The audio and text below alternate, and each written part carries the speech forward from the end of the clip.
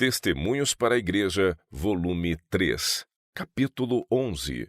Trabalho entre as igrejas. No trabalho feito para a igreja de Battle Creek na primavera de 1870, não houve toda aquela dependência de Deus que a importante ocasião exigia. Os irmãos R e S não fizeram de Deus sua confiança e não agiram em sua força e com sua graça tanto quanto deviam. Quando o irmão S pensa que alguém está em erro, ele é frequentemente demasiado severo. Deixa de exercer aquela compaixão e consideração que teria mostrado para consigo mesmo sob circunstâncias idênticas. Também corre grande perigo de julgar mal e errar ao lidar com mentes humanas. Lidar com mentes é a obra mais delicada e difícil dada a mortais. Os que se empenham nessa obra devem ter claro discernimento e boa capacidade de discriminação. A verdadeira independência mental é um elemento inteiramente diverso da precipitação. Essa qualidade de independência que leva a uma opinião cautelosa, piedosa e deliberada não deve ser abandonada facilmente, pelo menos não antes que a evidência seja suficientemente forte para nos dar a certeza de que estamos em erro. Essa independência manterá o espírito calmo e estável entre os inúmeros erros que prevalecem e levará os que ocupam posição de responsabilidade a considerar cuidadosamente a evidência, sob todos os ângulos, sem ser arrastados por influência de outros, ou pelo ambiente, afirmar conclusões sem a devida compreensão e completo conhecimento de todas as circunstâncias. A investigação de casos em Battle Creek assemelhava-se muito à maneira como um advogado critica uma testemunha. Notava-se uma ausência decisiva do Espírito de Deus. Havia uns poucos unidos nesta obra que eram ativos e zelosos. Alguns eram justos aos próprios olhos e autossuficientes, e apoiavam-se em seus testemunhos, e sua influência controlava o discernimento dos irmãos R e S. Por causa de uma falta insignificante, as irmãs T e U não foram recebidas como membros da igreja. Os irmãos R e S deviam ter tido critério e discernimento para ver que essas objeções não tinham suficiente peso para manter essas irmãs fora da igreja. Ambas tinham permanecido há muito na fé e sido fiéis na observância do sábado por 18 ou 20 anos. A irmã V, que levantou essas coisas, deveria ter apresentado contra ela mesma razões mais fortes para não se tornar membro da igreja. Estava ela sem pecado? Foram seus caminhos sempre perfeitos diante de Deus? Fora perfeita em paciência, abnegação, gentileza, tolerância e de temperamento calmo? Se ela tivesse livre das fraquezas comuns entre as mulheres, então poderia lançar a primeira pedra. Aquelas irmãs que foram deixadas fora da igreja eram dignas de um lugar na mesma, eram amadas de Deus, mas foram tratadas de modo imprudente, sem suficiente razão. Houve outros cujos casos foram tratados sem maior sabedoria celestial e mesmo sem critério sadio. O critério do irmão S e seu poder de discernimento foram pervertidos durante muitos anos pela influência de sua mulher, que tem sido um dos mais eficientes instrumentos de Satanás. Tivesse ele possuído a qualidade genuína de independência, teria tido respeito próprio e, com a devida dignidade, teria edificado a própria casa. Quando assumia uma conduta voltada a impor o respeito de sua família, geralmente levava a questão longe demais, era severo e falava de modo áspero e despótico. Algum tempo depois, tornando-se consciente disso, ia então para o extremo oposto e abria mão de sua autonomia. Nesse estado mental, recebia informações de sua mulher, abandonava seu discernimento e era facilmente enganado pelas intrigas dela.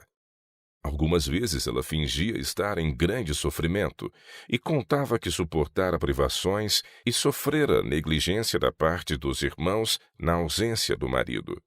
Suas mentiras e ardis para controlar a mente do marido têm sido grandes. O irmão S. não tem percebido plenamente a luz que o Senhor lhe deu no passado com respeito à sua mulher, ou não teria sido enganado por ela como tem acontecido. Ele tem sido escravizado muitas vezes por seu espírito, porque o próprio coração e vida não foram consagrados plenamente a Deus. Seus sentimentos se inflamaram contra seus irmãos e ele os oprimiu. O eu não tem sido crucificado. Ele deve procurar seriamente sujeitar todos os seus pensamentos e sentimentos à obediência de Cristo. Fé e abnegação teriam sido para o irmão S. fortes ajudadores. Se ele tivesse se revestido de toda a armadura de Deus e escolhido como única defesa aquela que o Espírito de Deus e o poder da verdade lhe dão, ele teria sido forte no poder de Deus. Mas o irmão S. é fraco em muitas coisas. Se Deus pedisse que expusesse e condenasse um vizinho, que reprovasse e corrigisse um irmão, ou que resistisse e destruísse seus inimigos, seria para ele um trabalho comparativamente natural e fácil. Mas uma guerra contra o eu, sujeitando os desejos e afeições do próprio coração, e sondando e controlando os motivos secretos do coração, é uma guerra mais difícil. Quão indisposto é ele em ser fiel num tal combate? A guerra contra o eu é a maior batalha jamais travada. Submeter o eu, entregar tudo à vontade de Deus e ser revestido de humildade, possuindo o amor que é puro, pacífico e fácil de ser conciliado, cheio de mansidão e bons frutos, não é uma tarefa fácil. E, contudo, é seu privilégio e dever ser um perfeito vencedor aqui. O coração precisa submeter-se a Deus antes de poder ser renovado em conhecimento e verdadeira santidade. A vida e o caráter santos de Cristo são um exemplo fiel. A confiança em seu Pai Celestial era ilimitada. Sua obediência e submissão eram sem reservas e perfeitas. Ele não veio para ser servido, mas para servir a outros. Mateus capítulo 20, verso 28. Não veio para fazer sua vontade, mas a vontade daquele que o enviou. Em todas as coisas ele entregava-se àquele que julga justamente. 1 Pedro capítulo 2, verso 23. Dos lábios do Salvador do mundo foram ouvidas estas palavras: Eu não posso de mim mesmo fazer coisa alguma. João capítulo 5, verso 30. Ele se fez pobre e aniquilou-se a si mesmo. 2 Coríntios capítulo 8, verso 9 e Filipenses 2, verso 7. Teve fome e frequentemente sede, e muitas vezes se cansou em sua labuta, mas não tinha onde reclinar a cabeça. Mateus capítulo 8, verso 20. Quando as sombras frias e úmidas da noite o cercavam, a terra era frequentemente sua cama. Apesar disto, ele abençoou aqueles que o odiavam. Que vida! Que experiência! Podemos nós, os professos seguidores de Cristo, suportar alegremente privação e sofrimento, como fez nosso Senhor, sem murmurar? Podemos tomar o cálice e ser batizados com o batismo? Mateus capítulo 20, verso 22. Se podemos, poderemos partilhar de sua glória em seu reino celestial. Se não, não teremos parte com ele. O irmão S. precisa obter uma experiência, sem a qual seu trabalho causará verdadeiro dano. Ele é muito afetado por aquilo que outros lhe dizem acerca dos que erram. Inclina-se a decidir segundo as impressões feitas sobre sua mente e age com severidade, quando uma conduta mais gentil seria muito melhor. Não leva em conta a própria fraqueza, e é muito difícil questionar sua conduta, mesmo quando está em erro. Quando decide que um irmão ou irmã está em erro, é propenso a resolver o assunto e impor sua censura, embora assim fazendo prejudique a si próprio e ponha em perigo a salvação de outros. O irmão S. deve evitar julgamentos na igreja e não envolver-se em ajustar dificuldades se puder evitá-lo. Ele tem um dom precioso, que é necessário na causa de Deus, mas deve separar-se de influências que lhe afetam as simpatias, confundem-lhe o discernimento e o levam a decisões imprudentes. Não deve nem precisa ser assim. Ele exerce pouca fé em Deus, demora-se demais sobre suas enfermidades físicas e fortalece a incredulidade cultivando sentimentos negativos. Deus tem força e sabedoria em reserva para aqueles que o buscam fervorosamente, crendo com fé. Foi-me mostrado que o irmão S. é um homem forte em alguns pontos, enquanto que em outros é tão fraco como uma criança. Sua maneira de tratar com os que erram tem tido uma influência decisiva. Ele tem confiança em sua capacidade de se esforçar para endireitar coisas que pensa serem necessárias, mas não vê corretamente a questão. Ele mistura em seus trabalhos o próprio espírito e não discerne, mas frequentemente age sem ternura. Existe o que se considera exagero em impor a obediência estrita aos indivíduos. E compadecei-vos de alguns que estão na dúvida, salvai-os, arrebatando-os do fogo. Quanto a outros, sede também compassivos em temor, detestando até a roupa contaminada pela carne. Judas capítulo 22, verso 23. A imposição da obediência estrita tem uma irmã gêmea, a bondade. Se ambas estiverem unidas, ganhar-se-á uma vantagem decisiva.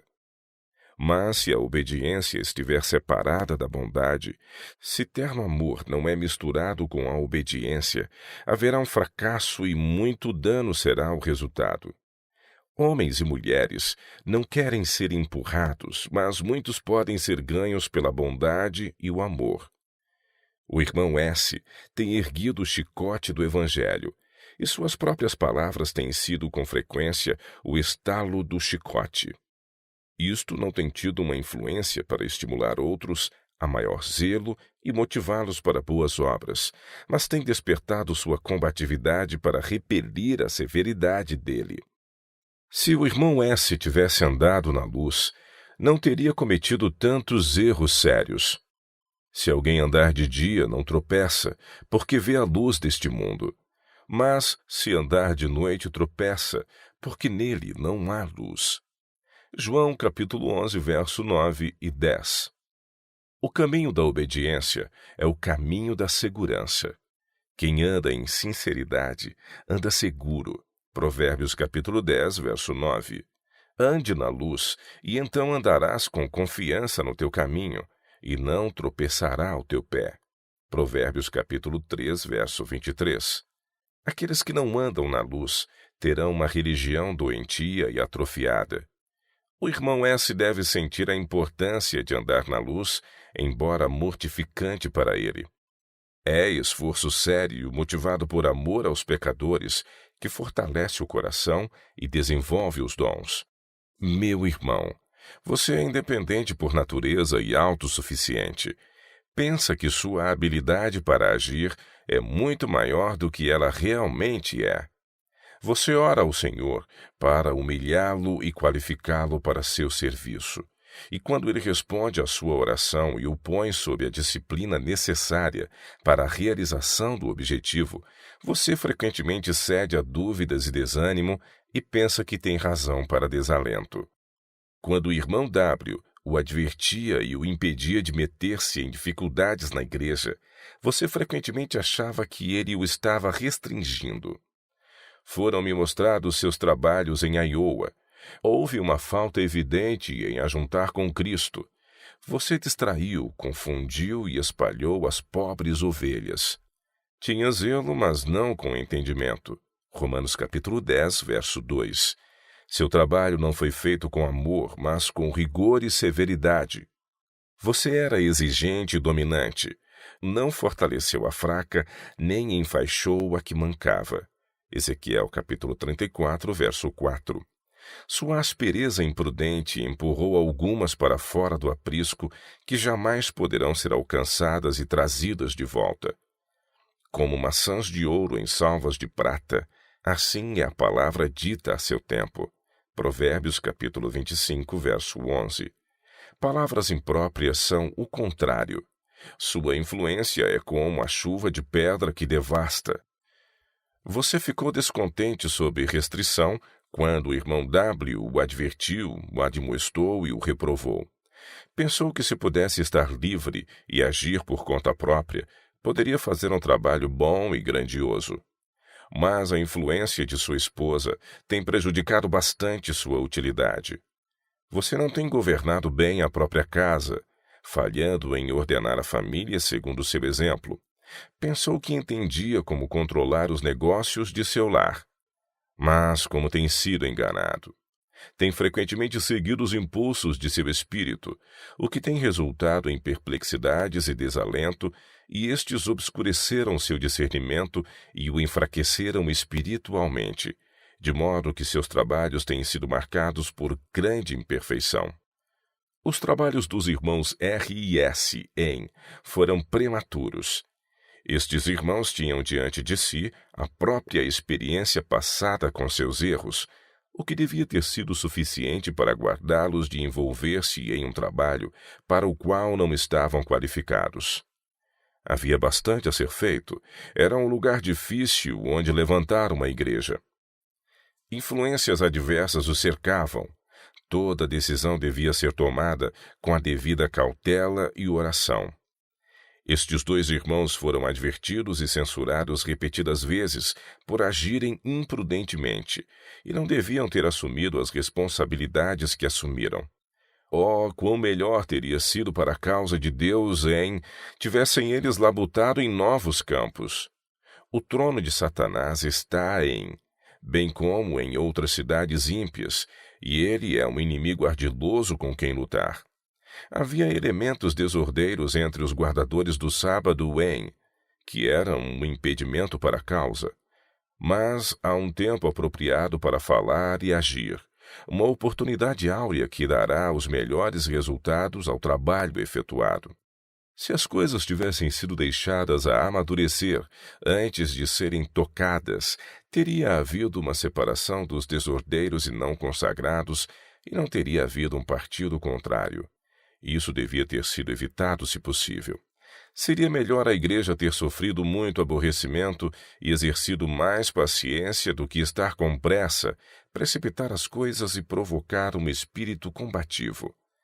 Aqueles que realmente amavam a verdade por amor da verdade deviam ter seguido sua conduta, visando a glória de Deus e deixado que a luz da verdade brilhasse diante de todos.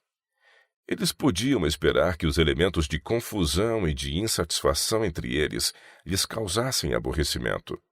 Satanás não ficaria quieto vendo um grupo sendo formado para defender a verdade e desfazer enganos e erros. Sua ira seria despertada e declararia guerra contra aqueles que guardam os mandamentos de Deus e têm o testemunho de Jesus. Apocalipse capítulo 12, verso 17. Mas isso não deveria ter tornado impacientes ou desanimados os crentes fiéis. Estas coisas deviam ter sido uma influência para tornar o crente verdadeiro mais cauteloso, vigilante e devoto, mais terno, compassivo e amando aqueles que estavam cometendo tão grande erro com respeito às coisas eternas. Como Cristo suportou e continua a suportar nossos erros, nossa ingratidão e nosso débil amor, assim devíamos suportar aqueles que provam nossa paciência. Serão os seguidores de Jesus, que negou a si mesmo e se sacrificou, tão diferentes de seu Senhor? Os cristãos devem ter coração bondoso e paciente. O semeador do Evangelho. A parábola do semeador do Evangelho que Cristo apresentou a seus ouvintes contém uma lição que devemos estudar. Aqueles que pregam a verdade presente e espalham a boa semente obterão os mesmos resultados que o semeador do Evangelho. Todas as classes serão afetadas mais ou menos pela apresentação de verdades penetrantes e convincentes. Alguns serão ouvintes de beira do caminho. Serão afetados pelas verdades anunciadas, mas não cultivaram as forças morais, seguiram a inclinação de preferência ao dever e maus hábitos lhes endureceram o coração até que ficaram como o caminho duro e batido. Esses podem professar crer na verdade, mas não terão o senso justo de seu caráter sagrado e elevado. Não se separam da amizade dos amantes do prazer e da sociedade corrompida, mas se colocam onde são constantemente tentados e bem podem ser representados pelo campo não cercado. Convidam as tentações do inimigo e finalmente perdem o respeito que pareciam ter pela verdade quando a boa semente foi lançada em seu coração. Alguns são ouvintes do terreno pedregoso.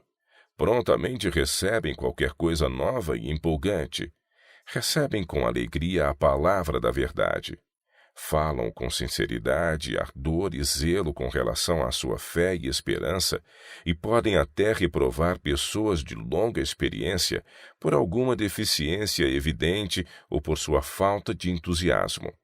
Mas, quando são testados pelo calor da prova e tentação, quando a podadeira de Deus é aplicada, para que produzam fruto com perfeição, seu zelo morre, sua voz silencia. Não mais se orgulham do vigor e poder da verdade. Essa classe é controlada pela emoção. Não tem profundeza e estabilidade de caráter. O princípio não alcança profundidade sob as fontes de ação. Em palavras têm exaltado a verdade, mas não são praticantes da mesma. A semente da verdade não lançou raízes sob a superfície. O coração não foi renovado pela influência transformadora do Espírito de Deus. Mas quando a verdade convoca homens e mulheres praticantes, quando os sacrifícios precisam ser feitos por amor da verdade, eles estão em outro lugar, e quando as provas e perseguição vêm, escandalizam-se porque não havia profundidade no terreno. A verdade clara, incisiva e conclusiva é aplicada ao coração e revela a deformidade do caráter. Alguns não suportarão essa prova, mas frequentemente fecham os olhos às suas imperfeições, embora a consciência lhes diga que as palavras faladas pelos mensageiros de Deus, que afetam tão de perto seu caráter cristão, são a verdade, todavia não escutarão a voz. Ofendem-se por causa da palavra e renunciam à verdade em vez de submeter-se a ser santificados por ela. Lisonjeiam-se de que podem chegar ao céu por um caminho mais fácil. Uma outra classe é representada na parábola. Homens e mulheres que ouvem a palavra são convencidos da verdade e a aceitam sem ver a pecaminosidade de seu coração. O amor do mundo ocupa um grande lugar em suas afeições. Nos negócios gostam de levar vantagem. Procedem mal e por engano e fraude obtêm recursos que se demonstrarão ser-lhes um espinho. Isto sobrepujará seus bons propósitos e intenções. A boa semente semeada em seu coração é sufocada. Frequentemente estão tão cheios de cuidados e ansiedades, temendo não poder manter-se ou que perderão o que ganharam, que dão primeiro lugar a seus negócios temporais. Não nutrem a boa semente. Não assistem às reuniões onde o coração pode ser fortalecido por privilégios religiosos. Receiam que sofrerão alguma perda em questões temporais. O engano das riquezas os leva a lisonjear-se que é seu dever labutar e ganhar tudo o que puderem, para poderem ajudar na causa de Deus. Porém, quanto mais aumentam suas riquezas terrestres, tanto menos o coração se inclina a separar-se de seu tesouro, até que se afastam da verdade que amavam. A boa semente é sufocada por ansiedade e cuidados mundanos desnecessários, sufocada por amor aos prazeres do mundo e honras que as riquezas conferem. O trigo e o joio. Em outra parábola apresentada por Jesus aos discípulos, ele comparou o reino do céu a um campo em que um homem semeara boa semente, mas no qual, enquanto ele dormia, o inimigo semeou o joio. Foi dirigida ao pai de família a pergunta: não semeaste tu no teu campo boa semente? Por que tem então o joio? E ele lhes disse: o inimigo é quem fez isso. E os servos lhe disseram: queres, pois, que vamos arrancá-lo? Porém, ele lhes disse: não, para que ao colher o joio não arranqueis também o trigo com ele. Deixai crescer ambos juntos até a ceifa, e por ocasião da ceifa direi aos ceifeiros: colhei primeiro o joio, e atai-o em molhos para o queimar, mas o trigo ajuntai-o no meu celeiro. Mateus capítulo 13, versos de 27 a 30. Caso houvesse sido mantida fidelidade e vigilância, se não tivesse havido sono ou negligência por parte de alguém, o inimigo não teria tido tão favorável oportunidade de semear joio entre o trigo.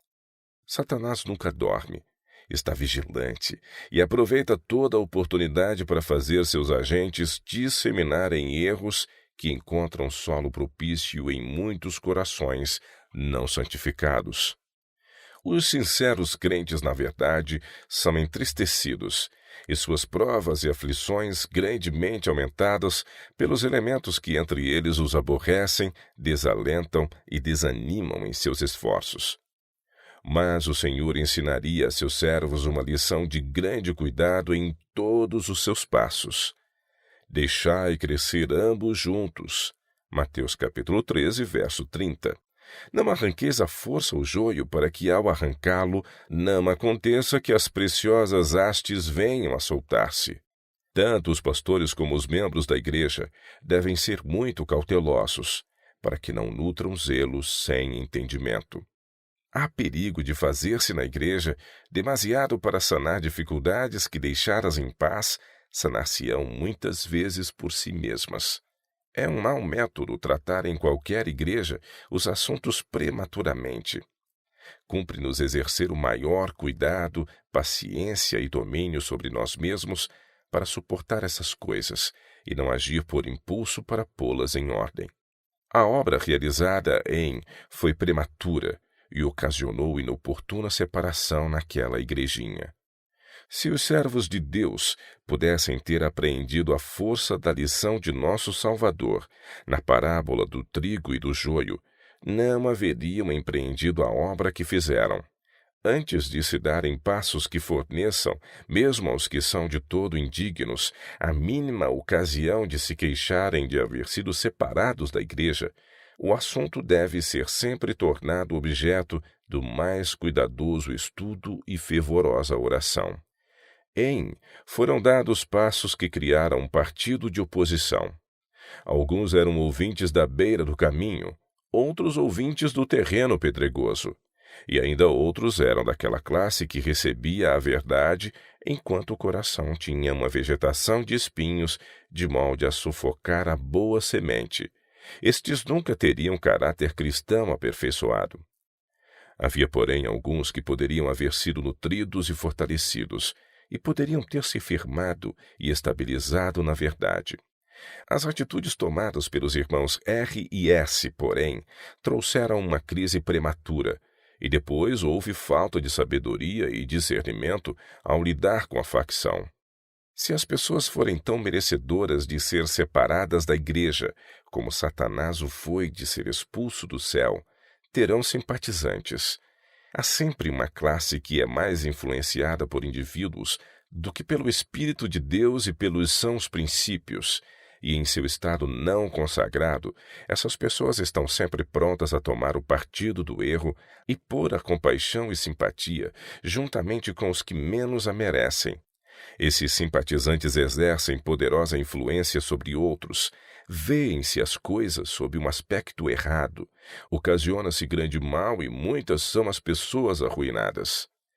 Em sua rebelião, Satanás levou consigo a terça parte dos anjos. Desviaram-se do Pai e de seu Filho e uniram-se ao instigador da rebelião. Tendo esses fatos diante de nós, cumpre-nos agir com a maior cautela. Que podemos esperar senão provação e perplexidade em nossas relações com homens e mulheres de mentalidade peculiar? Precisamos suportar isso e evitar a necessidade de arrancar o joio. Não aconteça que o trigo seja extirpado também. No mundo tereis aflições, João capítulo 16, verso 33, disse Cristo, mas em mim vocês terão paz. As provas a que os cristãos são submetidos em aflição, adversidade e ignomínia são os meios indicados por Deus para separar a palha do trigo. Nosso orgulho, egoísmo, ruins paixões e amor dos prazeres mundanos precisam todos ser vencidos. Portanto, Deus nos envia aflições para nos experimentar e provar, e mostrar-nos que esses males existem em nosso caráter. Cumpre-nos vencê-los mediante a força e a graça que nos dá, a fim de sermos participantes da natureza divina, havendo escapado à corrupção que pela concupiscência há no mundo. 2 Pedro, capítulo 1, verso 4. Porque a nossa leve e momentânea tribulação, diz Paulo, produz para nós um peso eterno de glória muito excelente, não atentando nós nas coisas que se veem, mas nas que se não veem, porque as que se veem são temporais e as que se não veem são eternas. 2 Coríntios capítulo 4, versos 17 e 18. Aflições, cruzes, tentações, adversidades e nossas várias provações são os agentes divinos para nos purificar, santificar e preparar-nos para o celeiro celeste. Os danos causados à verdade por medidas prematuras jamais podem ser plenamente reparados.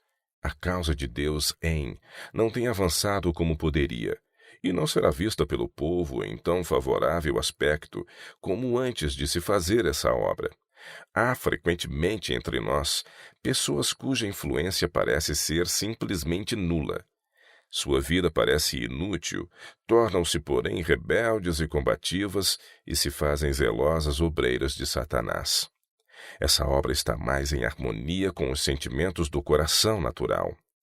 Grande é a necessidade de exame do próprio coração e de oração particular. Deus prometeu sabedoria àqueles que pedirem.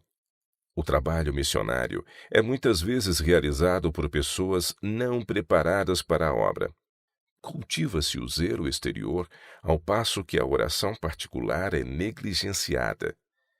Assim sendo, causa-se muito mal, pois esses obreiros buscam regular a consciência dos outros pela própria regra. Há necessidade de muito domínio próprio. As palavras precipitadas suscitam contenda. O irmão S. acha-se em risco de condescender com o espírito de crítica incisiva. Isto não convém aos pregadores da justiça. Irmão S. O irmão tem muito a aprender. Tem havido de sua parte a inclinação de responsabilizar o irmão W por seus fracassos e desânimo. Inquirindo-se, porém, intimamente os seus motivos e a sua maneira de proceder, verificar-se-ia haver no próprio irmão outras causas para esse desânimo. Seguir a inclinação de seu coração natural leva-o à servidão. O espírito severo, torturante em que o irmão condescende por vezes, destrói-lhe a influência. Meu irmão, você tem uma obra a fazer em benefício próprio, obra que nenhuma outra pessoa pode realizar em seu favor. Cada um tem de dar contas de si mesmo a Deus. Ele nos deu sua lei como um espelho a que podemos olhar e descobrir os defeitos existentes em nosso caráter. Não devemos olhar a esse espelho com o objetivo de ver os defeitos de nosso semelhante ali refletidos, de ver se ele atinge a norma, mas ver os defeitos que há em nós mesmos, a fim de que os possamos remover. Não precisamos apenas de conhecimento, devemos seguir a luz. Não somos deixados a escolher por nós mesmos e obedecer ao que nos agrada, e desobedecer quando isto nos for mais conveniente. Obedecer é melhor do que sacrificar. 1 Samuel, capítulo 15, verso 22.